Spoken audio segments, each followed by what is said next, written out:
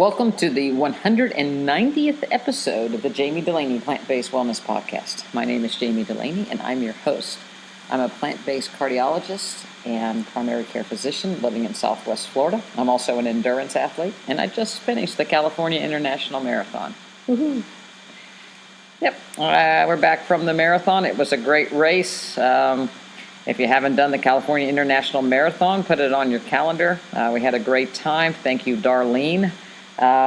She is the director of the VIP packages that give you a little extra special treatment. You get a nice dinner beforehand that was vegan, or at least had a lot of vegan options. We had the Kenyan sweet potatoes. When I went to a conference one time before, and they asked Kenyans what they typically have in training, they eat a lot of sweet potatoes. Kenyans also eat a lot of ugali, as well as vegetables. So pre-race dinner, they had sweet potatoes. We had a big salad, lots of beets to increase your VO2 or oxygen consumption, dilate your arteries, nitric oxide production. And had a little pasta with some marinara sauce, some mushrooms, vegetables. So it was all good. Sacramento is a great place to travel if you're plant-based. There's lots of great food to eat. There's a great farmers market that we visited. So we started with a ramen noodle house that had some nice vegan sesame-based broth, along with spinach and bean sprouts and tofu. And then we made our way to a couple Thai restaurants, and again had that pasta there, that pre-race dinner. So the food is great in Sacramento. At the farmers market, we always get some persimmons. They're in season this time of year, and some apples and berries. So they were all good. There's a place that in the farmers market that does almond milk eggnog, so to speak. I guess eggless nog, you would say. So we always pick up a bottle of that. There's a great place to get some oatmeal. There's a great place to get a few bagels to get ready for the race. So we have our routines for that race down pretty good. It was touch and go for a while with the fires. And the rains came a week before the marathon and cleared out the smoke, put out the remaining fires, so that was good. And the air quality was good when we got there. There were actually some racers that came in. They brought them in from Paradise, and they were running to stay California strong because Paradise was the area that really got wiped out with the fires. At the pre-race expo, they had the coordinators, and they asked questions, or I guess they kind of fielded, they kind of brought up some things, and one of the topics was, should we even have the race because there's been so much devastation in California? And, the race director said, of course we should have it. One, we want to show our unity as Californians, and the other thing is that the California International Marathon raises quite a bit of money to help, and they get to select the charities, and obviously it'll go to those people in need from the fires. So it actually did some good. So it's always nice to raise, and when you can raise a little extra money for local people in need. So that was all good. The race did not go as planned for me. I was hoping to do a lot better. We finished the Ironman in the beginning of October, and kind of did a quick taper, and then just built back up as best I could. I've been struggling with a little bit of hamstring issues. Not sure exactly the etiology of it is. Probably a little bit of everything. I've been doing weight training and mobility things, but probably pushed a lot of things a little bit further than I should have. So I had some tight hamstrings going into the race. The race morning, the temperature was about 35, 38 degrees. They bus you out, and with a VIP package, you get bussed out on a heated bus, and then when you get out there, there's a heated tent to wait about 45 minutes till the race starts, so that's great. So if anybody's considering it, again, think about the VIP package. So anyway, we got out there, and it was one of those races where I thought I'd see what I have, and what I had was not as much as what I thought I would like to have. I did, spoiler alert, I finished the race. Not near the time. I did break 5 hours, but just barely. So it wasn't near the race I wanted to have. About 7-8 miles into it, I started getting some hamstring tightening. That progressed to glute tightening, that progressed to low back tightening, that slowed me down quite a bit. So it became very apparent that I should just enjoy the scenery. And it's a beautiful run in from Folsom. A lot of tree-lined roads and little towns people are out in, cheering us along, and then you finally get down into Sacramento, and you wind around the Capitol building and finish. So it's a really pretty race. It was very sunny for the day, so even though it was 35, I think it might have got up to 45 by the time we got into Sacramento.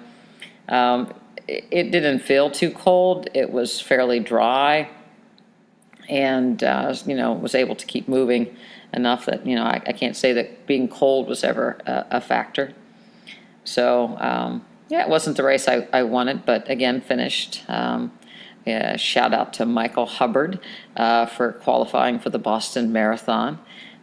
Really proud of him. He did a great job. So Plant Strong. He had a giant plate of beets and sweet potatoes before the race, and the race dinner the night before. So a lot of hard work and training, and a few beats paid off, so that was great. So, yay for the Plant Strong runners. We were able to share our message of plant-based running with people in the pre-race dinner a little bit this year, and hopefully next year I might even get to be able to speak there, because I think it's so important for athletes to realize that nutrition is actually a huge part of success with, race goal accomplishments and being healthy in years to come. We sat with a gentleman and his significant other, and he was racing at age 70. And he sat down and shared with us that he had an aneurysm diagnosed, and he wasn't sure if he was going to be able to run, but decided to anyway, and how his doctors had put him on blood pressure medications, but that made him feel really bad. But he had, kept training, and his blood pressure went down. He was running about 10 miles a day. Unfortunately, when he sat down, he had a boiled egg on his plate. They had eggs on the buffet line. That proverbial sort of protein. And when he sat down, Michael said, and he started telling us about his aneurysm. He said, "You might not want to eat those eggs." And he's like, "What?" And one thing led to another, and I was introduced as the plant-based cardiologist, and we started talking. And they had no idea, that eggs weren't good for you, and they weren't a good source of protein or a good snack, because they were relatively low in calories but high in protein. And so we talked about that. They didn't know anything about beets as far as being vasodilators and the nitric oxide production, so we talked about that a little bit. And I think it's really important, not only for the young runner that wants to maximize performance and improve recovery, but especially for older runners. This guy, obviously had some health issues, and even though he ran, he was thin and he ran 10 miles a day, he's still at risk for cardiovascular events. If you have an aneurysm, he's got vascular disease everywhere. Good news is he did make it through the marathon. He didn't make it through as fast as he wanted either, but he made it to the end of the race, alive and in no worse health than what he started. I think when we see these reports on atrial fibrillation being elevated in people that are marathon runners or ultra runners, or how we have some troponin damage with prolonged running, I think about people like him that are eating what they want, and because they're thin, they don't think about it. And I don't think you can outrun what your nutrition is. So it's really important to, if you want to have a longevity as far as endurance, events that you should, eat healthy and, mainly plants, if not 100% plants.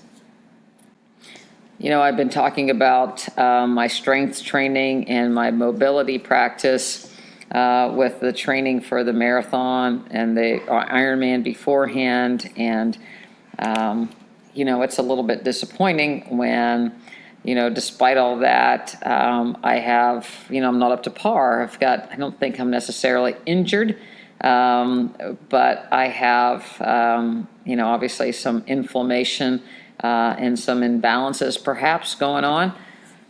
It's frustrating that, you feel like you're doing most of the right things, but yet it's not working out the way you would like it. I think there's, this multifactorial, and it's one of the things that I like best about the marathon and training for endurance events, and that it is somewhat of a puzzle, and that what works for one race may not work for another race. And, you put all your eggs in the basket for these, big events, and sometimes it's just not your day. And, things go wrong, and you kind of have to deal with it. If I look back, one of the things that I was trying to do was trying to work on a front split, and that kind of pulls your hamstrings a little bit. We did the ultra in California in April, and it was a really hilly race, much hillier than I've ever run any kind of distance on before, being a Florida flatlander. And, things got tight after that race, and I really didn't let them settle down. Kind of started right into triathlon training when we got back. The weight training was more intense than I've ever done weight training before, 3 days a week, and about an hour to an hour and 15-minute sessions. And I was lifting pretty heavy weights. I never felt anything pull or give, and I actually wasn't sore after the weight workouts. I might have been a little tight, but not anything that I was like, oh my goodness, I had this terrible weight workout. So I don't think I tweaked anything actually doing the weight training. One of the things that, I didn't give good feedback to my strength and conditioning coach about some things. I let, Russian deadlifts started to bother my hamstrings more than I kind of let on, and I kept doing increasing weights, and I should have told him that was bothering. I did back off some, but I kind of used the weight training as, well, if it's hurting, then I need to do it to make it stronger, and that's probably wasn't in my best interest. My mobility and stretching before the Ironman was better than it was afterwards, but not as good as it should be, most likely. So, I think that, in the future, I need to focus on some of these weak areas and pay more attention and spend more time with the stretching and mobility routines.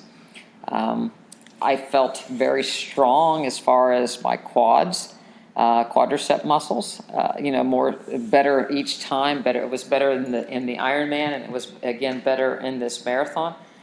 So I think I'm making some strides there, but it's just a matter of getting everything balanced out like it should be. So there's more work to do. I'm a little disappointed, but certainly not throwing in the towel as far as what I want to do next. I just think that I maybe need to be a little bit smarter about the mobility part of things and the stretching part of things, and to get that, pay a little bit more attention to that, and maybe back off on the weight training when things are really, really tight. But then we're going to address these weak issues. Obviously, my hamstrings still need more work. My hip flexors still need more work. Low back always probably needs more work in the way things fire. So it's a really good challenge to kind of figure yourself out and how you can make things better. So I'm all good for that, and we'll keep going on. I'm probably going to start weight training again next week. I'm taking the rest of this week off. Sunday, I'm going to run a half marathon, the holiday half, something we do before we go get our Christmas tree. So it's kind of a crazy routine, but that's how it's turned out to be. So we run a holiday half, wear some elf ears, and then go get a Christmas tree. So that's all good. And then we won't race again until February. So I have some time to kind of stretch and figure things out. There may be a race in January, I don't know, but for the most part, it should be February. So that's the news that I have for the running front of things. I need to get back in the pool now that this race is over. So I'll probably swim once a week just to keep things stretched out. I'm not a fan of swimming in cold water or when it's cold outside, but it's really not that bad here in Florida. We have had a few cold days here lately, but it usually doesn't stay around. As for the backyard gardening, it's going great. Getting a little bit of rain. We have great eggplants that are producing. Peppers are starting to produce. Tomatoes are starting to produce. So that's all real exciting. I have a couple cucumber plants that are starting to produce. Broccoli and Napa cabbage are coming along. So it's a pretty time of year. We even have one mango tree that's flowering, so that's a great thing to have to be able to get to watch. So it's a good time of year to be gardening in Florida. I'm sorry for all you people up there in the north, but it's a great time to be a Floridian. So while we suffered with the heat, now we're reaping the benefits. So how are you going to get through the holidays? Are you going to just go off the wagon and resume your plant-based nutrition after the holidays? And whenever that ends, so it may have started Thanksgiving and working its way through Christmas and then the New Year. Do you have a plan? Are you going to parties? Are you selective about the parties that you're going to go to? How do you deal with people that are coming over to your house? How do you deal with gifts that you give people? Working in a hospital, in years past, the nurses' floors would be filled with, those big tins of the shortbread cookies and all different kinds of cookies and candy, and everybody thought they were doing a great favor to people that had to work during the holidays by having all these sweets around. It's as simple if you go to Sam's or Costco's, it's lined up with those, towers of chocolates and towers of cookies and towers of nuts. And, Target has, walls and walls of lined shelves with all kinds of treats and sweet desserts. It's hard to get away from all of it. So what are you going to do? What do you give the garbage man? What do you give the postman? What do you give, if you do things for people, do you buy them things that you wouldn't eat? Do you re-gift things that you're given that you wouldn't eat? These are all significant questions that add up. First of all, people that go off the so-called wagon for the holidays typically go off the wagon for just about everything. So they go off the wagon for their birthday, they go off their wagon for Thanksgiving, Easter, St. Patrick's Day, somebody else's birthday, So if you really count it out, there should be a Strava app. I don't know if people are out there that do endurance athletes. There's an app called Strava that, you can upload your daily walks, runs, bikes, swims, and it'll give you a readout of you were active, so many days for the month, so many days for the year, and so many hours doing this and that. There should be a Strava app for how many days were you off the wagon. Because I think people would be surprised, at how many days that they just say, oh, we just won't care about this. We're on vacation. We're on a cruise. It's a holiday. We were at my relative's house. My relatives were here. So it gets very tricky. And I think that a lot of people fool themselves as to how much that they truly are plant-based. Everybody remembers the things that they've maybe done a little bit better, and that's great. I think you should keep track of those things. This year you may have, eaten more meals that are plant-based. You may have, really nailed breakfast and nailed lunch, but dinner's still a problem. And I think sometimes people don't see the results that they could because the negative things kind of overshadow the positive things, even though they only remember the positive things. So I think the best idea is to have a game plan, and start out, with your Christmas shopping. What kind of gifts are you going to give to people? I heard someone, mention that they, were going to a party that they go to every year, and somebody bakes, like 500 cookies, and everybody gets, a box of cookies, so they can try every different one. And there's cookies exchanges. I've participated in them in years gone by. Cookies are made with, people think of them as being sugar, but they're probably worse as far as the fat and the oil that they contain. They most definitely contain butter, and some sort of nuts, and then, the sugar on top of it, perhaps eggs even on top of that. So there's really no good way around that. I think that if you are somebody that has given up eggs, you have to realize that most of these cookies, if not all of them, unless they're labeled vegan, are going to have the eggs. And then the question of oil, it's almost impossible to make a crunchy cookie that has no oil in it. So if you see something like that, whether it's vegan or not, it's going to be really oily.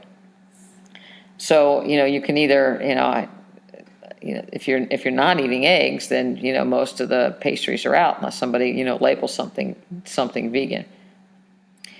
The question is, what do you do for other people? Do you participate in the tins? My suggestion for people that want to bring stuff to hospitals or workplaces is to bring a big veggie tray. I think being creative is a lot better than just doing something to do something. So, making a snowman out of cauliflower and olives and carrots, or a Christmas tree or a wreath. There's lots of things online that you can kind of follow a pattern to make, fruit trays and veggie trays that are, shaped, for the holidays is a great idea, and it showed some ingenuity. You can even go along the lines of the edible arrangements and do something like they do, and make a snowman or something out of fruit or whatever's in season where you live. I think it's a good idea to introduce people to new fruits during the holidays. So if you live in a place, like in Florida where we have papaya and pineapple, it's kind of fun to do fruit trays that have fruit that people don't usually eat. I hear people saying, they eat apple and banana and grapes every day. Well, let's step your game up a little bit. Let's do mango and papaya and, maybe some sapodillas and different kind of fruits, so that people have a chance to try something a little bit different. If you're hosting a party, chances are somebody at your party has high blood pressure or high cholesterol or diabetes. So why would you want to feed them sugary, salty food that's just going to make them more ill, even if they haven't changed to being plant-based? So one way around that is to just make good hors d'oeuvres. So we do some Palma tomatoes or the plum tomatoes and stuff them with hummus. You can stuff white potatoes with the hummus, stuffed mushroom caps, vegan sushi, a tomato caprese with basil and onions and tomato and vinegar. You can do a spinach dip with spinach and tofu. So there's all kinds of variations on the theme for Christmas parties that are plant-based, that nobody's really going to know the difference. Potato salads, pasta salads, they don't have to have any meat in them. They don't have to have any oil in them. People don't know. Our bok choy salad that has pomegranates and mandarin oranges and a lemon dressing is a very festive salad. Cowboy caviar is always a festive looking salad. We do a quinoa dish that has cranberries and sweet potatoes and kale that's, again, very colorful. So those are all good dishes that people really like. You can make meatless meatballs to have as hors d'oeuvres. So you just have to think outside the box just a little bit, especially if you're entertaining, to pull this off. And again, I think it would be very well received when you go to somebody's house if you bring your plant-based dish and it tastes good and it looks good and it's pretty. So, be brave and do that. And that way you can stay on the wagon and still enjoy being around people and entertaining people. I think it's also, it's a nice gift for people if you make them something that is actually healthy. So they can enjoy some healthy food and might just benefit from them, as opposed to contribute to somebody's decline while they're eating the standard American diet, and then, going one step further and having even worse food over the holidays. The holiday season is also a time that's mentally tough for a lot of people. It's a time we kind of think of those who passed or things that aren't going quite right. We reflect upon the year in the rear, whether you've had health issues, whether somebody you knows had health issues. And it can be very difficult because not only we start thinking about those things, then there's so much more pressure to do all these different things on the holiday. You can't get everything done. And you feel the world tumbling down. There can be financial pressures. Eating poorly during this time is not going to help any of this at all. And in fact, we know it makes things worse when you have inflammation in your body. It also triggers an inflammation in your brain. These sugary, simple sugars, white sugars, are known inflammatory triggers to the brain itself. So it's going to cause mental fogging, lack of clarity, promote dementia, and people that are already struggling. When people don't get their omega-3 fatty acids, then they, often don't go on to produce things like serotonin and dopamine as they should. So by eating a healthful diet, you're actually triggering your body to produce more good-feeling hormones. So, it all works out in the end. People think that they kind of need the comfort food or they're eating out of stress, but the reality of it is, that stressful eating is just causing more stress on their body. In class, we look at the garage that has, the metabolic waste, and you can really fill that garage with a lot of metabolic waste over the Christmas and holiday season. So, kind of think about that a little bit before you, just pull the trigger and say, oh, I just don't care, we'll take it up after the holidays. It's also important to keep your exercise going, for a positive mental attitude, to get over some of the stress, to get your exercise in every day.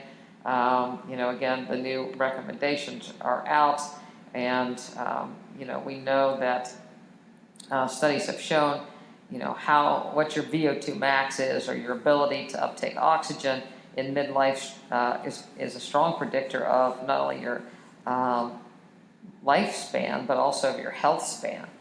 So, it's important to keep training through the holidays. If it comes down to it that, maybe you've missed a session or two from traveling, make sure you're parking far away from the store that you're going in. This is a great time to carry your groceries and packages a little bit further to help, get a little strength training in.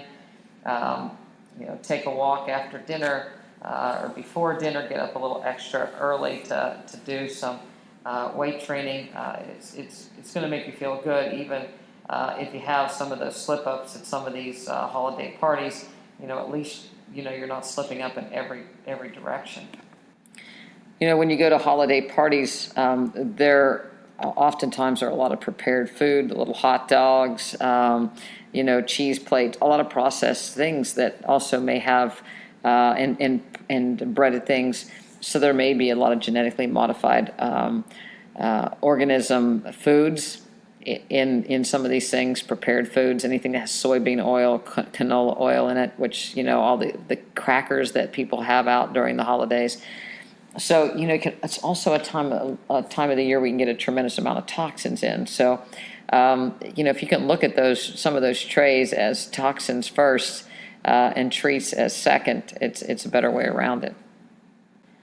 And if you're looking for a gift to buy your family or friends, remember that we have our conference March 30th, this 2019, and Dr. Alan Goldhammer from True North Health will be joining Addie Dulaney Meinerich and myself, as well as Nathan Meinerich, and we're going to have a a full day of lectures on wellness, plant-based nutrition, strength and conditioning and training, an opportunity in an intimate setting to ask, questions that you'd like to get answered, time with each of the speakers, question and answer session. We'll also have a cooking demo and promise a great breakfast and lunch that is fully plant-based, no sugar, salt, or oil added. And it's a great way to be with positive, like-minded people. It's nice to be around, you don't have to answer the questions for a whole day of why, where do you get your protein or where do you get your calcium? And you can learn, some secrets and some new innovations to help you improve your health span and lifespan. So I'll put a link in the show notes. You can go to our website to click on the link to take you to Eventbrite or eventbrite.com to look for the 4th annual Charlotte County Plant-Based Nutrition Conference. As always, we'd love to hear from you. You can email me at jami@drdelaney.com. Visit the website. You can sign up for the blog. You can sign up to get newsletters. You can sign up for the podcast, and you can get your tickets to the conference. If you'd like some support jump-starting your plant-based nutrition, we have online packages available, both to speak just to Addie, a registered dietitian, or both of us on a monthly basis. You have unlimited emails to both of us, as well as newsletters, recipes, access to our members-only site with lots of recipes and information to help you to stay true and stay on the wagon through this holiday season. Exciting times are ahead in the new year. I have an interview with Ocean Robbins that's going to talk about his new book. In the next couple of weeks, I hope to have Dr. Mark Cucuzella, who is a excellent endurance athlete as well as an Air Force physician. He's now in the Air Force Reserves, has a private practice in West Virginia, but he does a lot of wellness and training people to run at any age. So I look forward to having him to discuss his new book in the next couple of weeks as well. We have a step challenge going on in the office this week the office this month to see if our members can get more steps for the month of December than they did in the fall step challenge. Signed up for, again, a half marathon this coming weekend, and then a race in February and perhaps a race in January. I encourage everybody to sign up for something in the next couple of months so that they can get something on the calendar so they can start training for something. So whether it's a 5K, 10K race or a swim or some sort of event, if you sign up for an event that you have to train for, you have a better chance at completing it. You can find me on Facebook at Jamila Dulaney, as well as Instagram. I'd like to hear from you as what you're training for and how your plant-based nutrition is going as well. And again, if you have any questions, please email me. Until next time, have a great week and keep moving and keep eating plant strong.